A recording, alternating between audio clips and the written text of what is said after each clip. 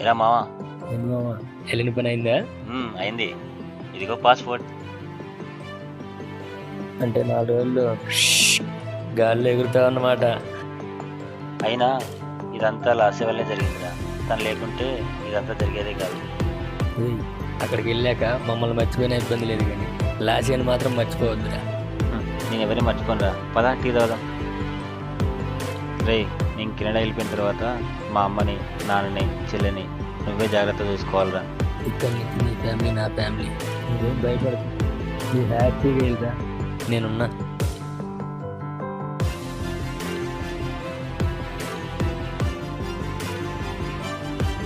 అన్నారండి